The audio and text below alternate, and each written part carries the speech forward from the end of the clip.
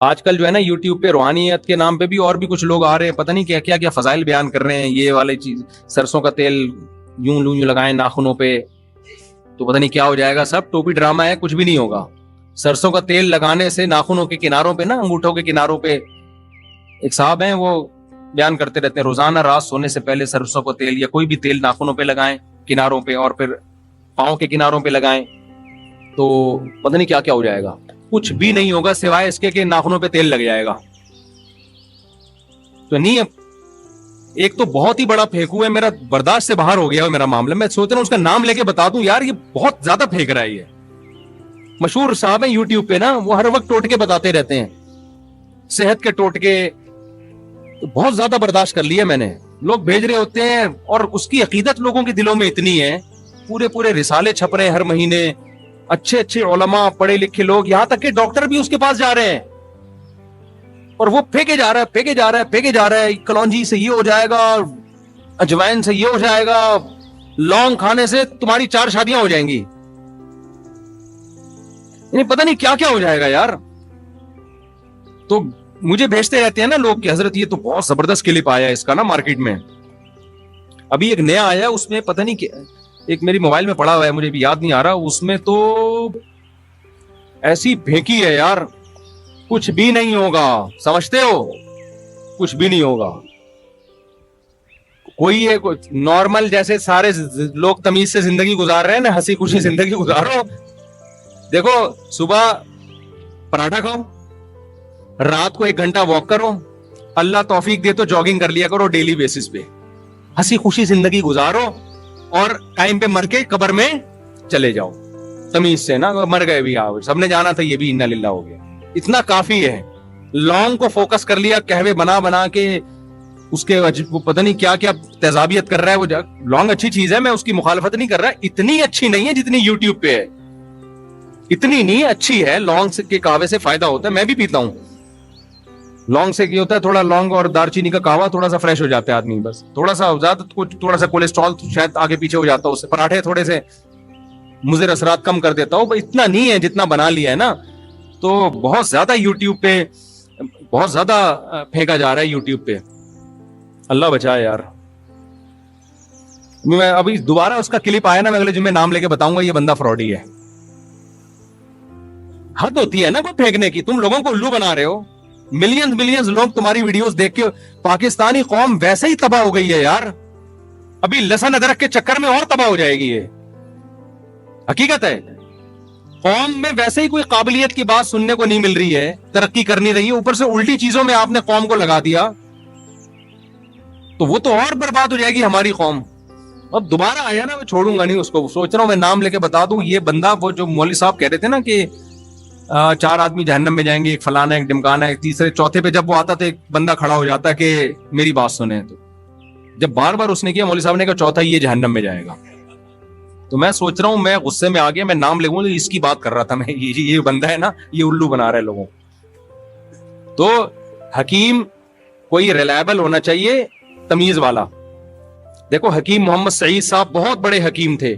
ان کی بڑے حکیم ہونے کی بڑی علامتی پھینکو بالکل بھی نہیں تھے. وہ کبھی بھی جب کسی حکیم کے پاس جاؤ نا، اگر وہ بہت بڑھا چڑھا کے اپنی تعریفیں کر رہا ہے، بھائی میں نے تو یہ کر دیا، میں تو منٹوں کا وہاں سے فوراً بھاگو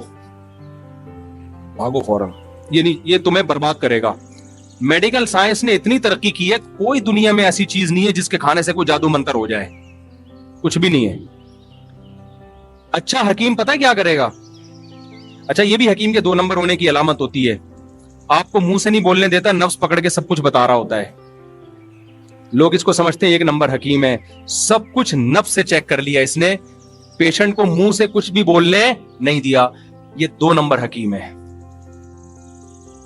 یہ بھرم ڈالنا چاہ رہا ہے آپ کے اوپر کہ میں بڑا نباز ہوں، مجھے کچھ بھی بتانے کی ضرورت نہیں ہے. کہ پر نہیں لگے ہوئے کہ ساری ہسٹری آپ کی اگلی پچھلی بتا دے. ایسا کچھ بھی نہیں ہے. پتہ چلتا ہے نفس سے بہت ساری چیزوں کا، لیکن منہ سے پھوٹنے سے جو پتہ چلتا ہے نا، وہ نفس سے پتہ. بولو، جب تک منہ سے پھوٹو گے نہیں، حکیم کے باپ کو بھی نہیں پتہ چلے گا کہ اس کے ساتھ مسئلہ کیا ہے. کچھ چیزیں نفس سے پتہ چلتی ہیں. بڑے بڑے نباز حکیم ہوتے ہیں، میں اس کا انکار نہیں کر رہا، میں ایک حکیم کا واقعہ سناؤں, میں اس کے پاس گیا, اس نے نبض دیکھ کے کہا آپ نے آج ناشتے میں دہی بہت کھائی ہے. واقعی میں نے دہی کھائی تھی ناشتے میں. ہوتے ہیں ایسے حکیم, ماہر ہوتے ہیں. لیکن ایسا نہیں ہوتا کہ بھائی وہ یہ بھرم میں لانے کے لیے نا, نہیں بس چپ کر کے آپ, ڈرامے باز حکیم یہ کرے گا.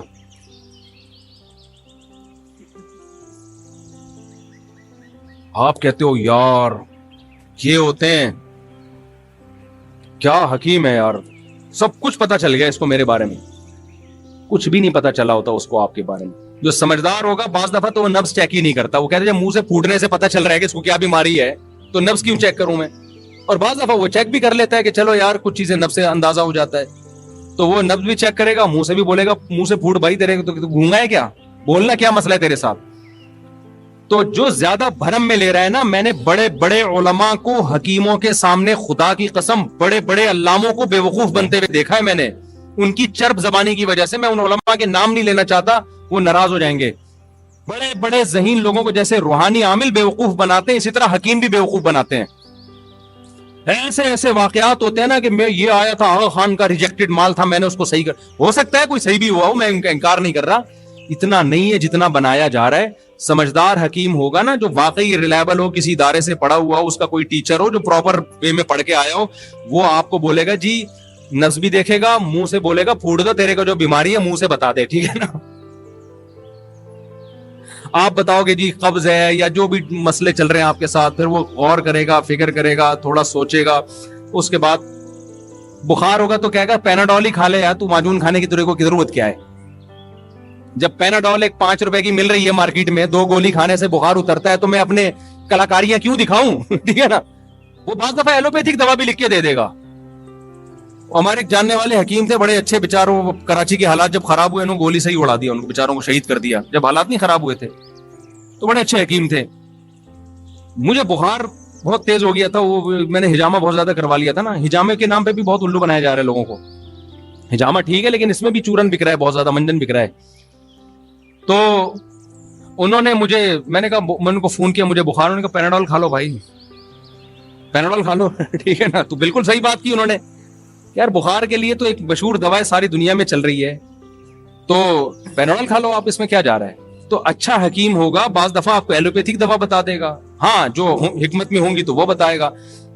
جو بھی کہہ رہا ہے نا اس کے پاس وہ کچھ ہے جو دوسروں کے پاس نہیں ہے, اس کا مطلب یہ ایک نمبر کا پھینکو ہے. حکمت کا علم صدیوں سے آ رہا ہے, ایسا کوئی حکیم نہیں ہے کہ جس کے سینے میں ایسے علوم ہیں جو دوسرے کو ملے ہی نہیں ہے.